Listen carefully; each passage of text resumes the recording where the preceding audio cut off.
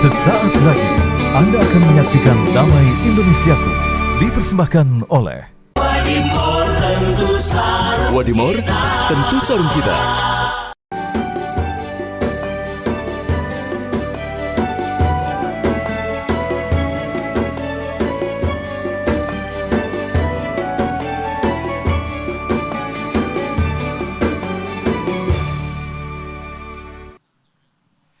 Bismillahirrahmanirrahim. Assalamualaikum warahmatullahi wabarakatuh. Alhamdulillahirabbil alamin, hamdan katsiran thayyiban mubarakan fih.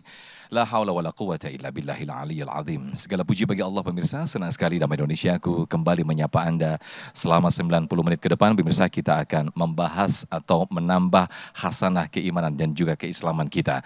Yang pada kesempatan siang hari ini pemirsa, kita akan mengangkat mengenai adab dan empati, merupakan refleksi keimanan seseorang. Bersama guru-guru kita Ki Haji Sumarno Syafi'i dan juga Ustadz Riza Muhammad yang akan membahas tema yang sangat menarik ini. Pemirsa, disiarkan langsung dari Masjid Baitur Rahmi Islamic Center, Jalan Hos Cokro Aminoto BSD Serpong, Tangerang Selatan.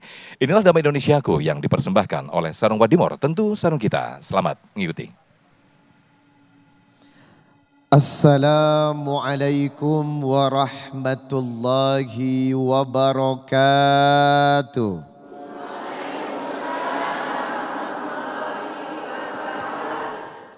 Innal hamdalillah nahmaduhu wa nasta'inuhu wa nastaghfir wa na'udzu billahi ta'ala min sururi anfusina wa min sayyiati a'malina.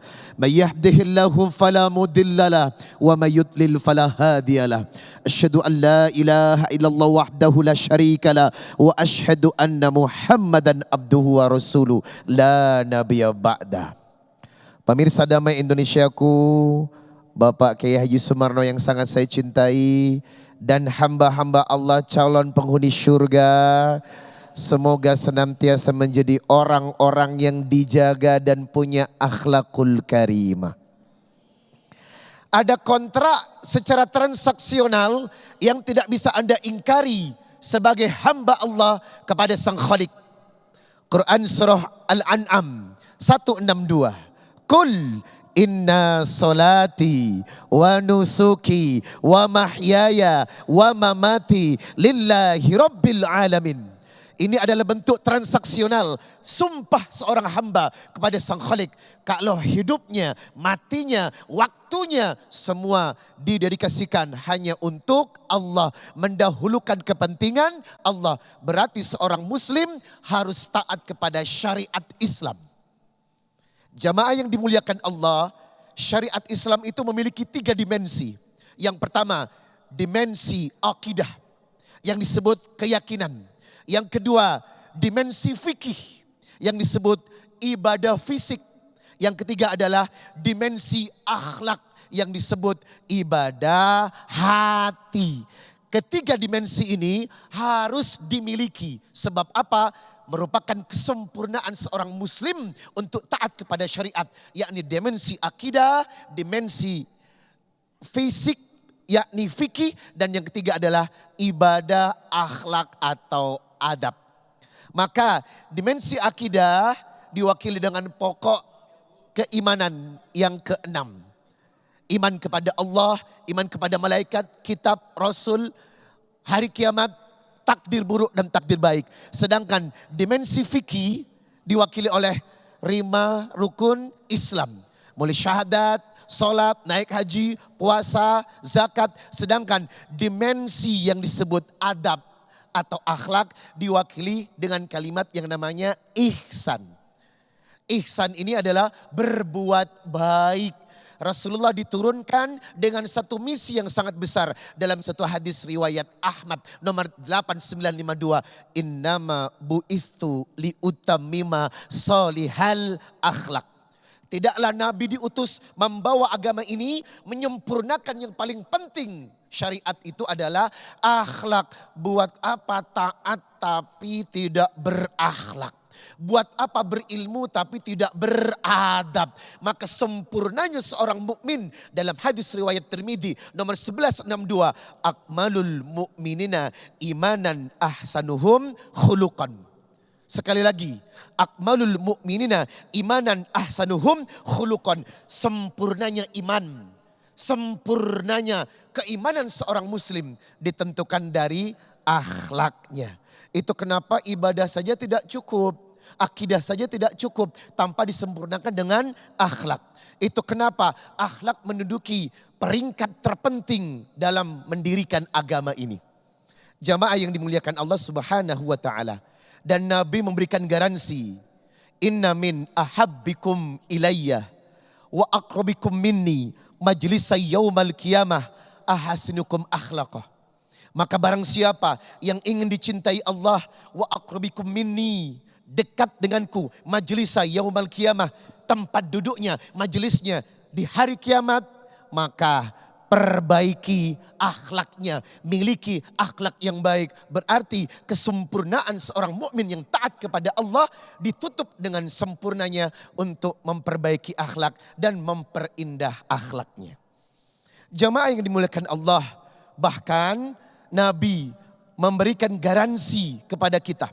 Innal mu'minah la yudriku, seseorang mukmin derajatnya darajat as-shaimil qaimi, setara dengan ahli saum dan ahli salat, min husni khuluqihi, kalau memiliki akhlak yang baik, Pak. Jadi akhlak yang baik setara dengan ahli saum, ahli puasa. Akhlak yang baik setara dengan ahli salat. Maka seseorang yang dikatakan baik keimanannya bukan cuma tanpa khusyuk untuk berdiri di atas sejadahnya, tetapi akan tampak dari muamalah ibadah berhubungan dengan sesama manusia. Dan ibadah yang paling baik untuk menjaga hubungan dengan sesama manusia adalah ibadah akhlakul karimah.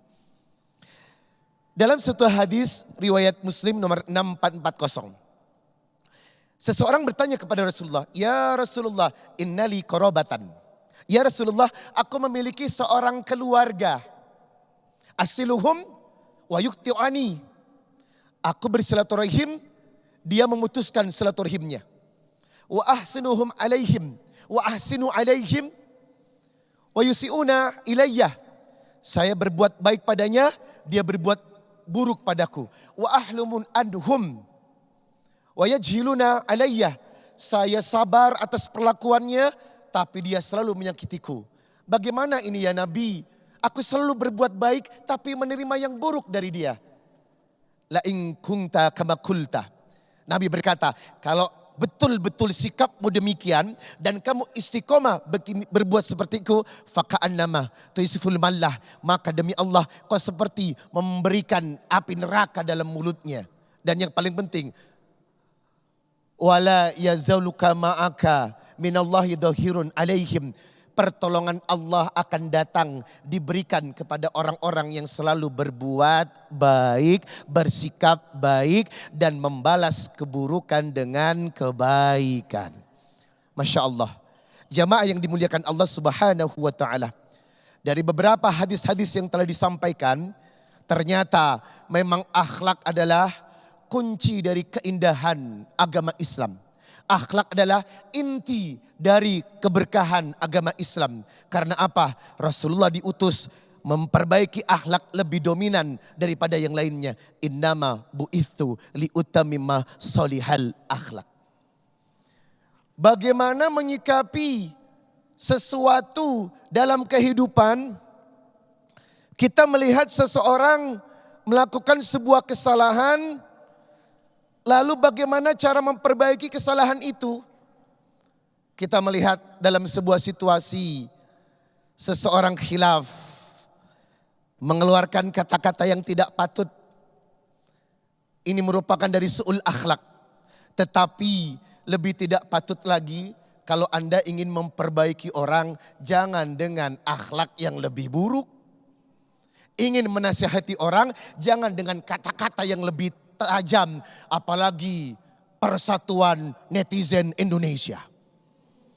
Lebih kejam kita melihat seseorang berbuat salah karena memang manusia tempatnya salah dan lupa.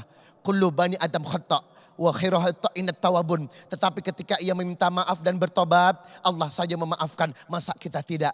Ketika melihat kesalahan dan itu tidak baik, ud'u ila sabili rabbika bil hikmah wal mau'idatil hasanah. Hendaklah tetap kita dalam koridor akhlak, memperbaiki dengan akhlak, bukan dengan melontarkan kata-kata yang lebih buruk lagi.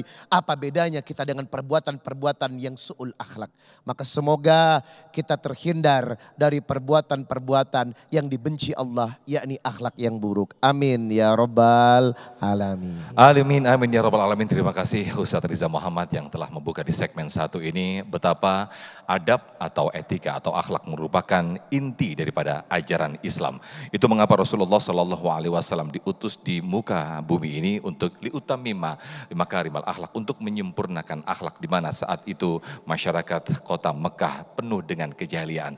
Nah pemirsa, di segmen berikut Kiai Haji Sumarno Syafi'i akan menyampaikan bagaimana adab merupakan buah keimanan seseorang. Tetaplah bersama kami di Damai Indonesiaku yang dipersembahkan oleh Sarung Wadimor, tentu sarung kita.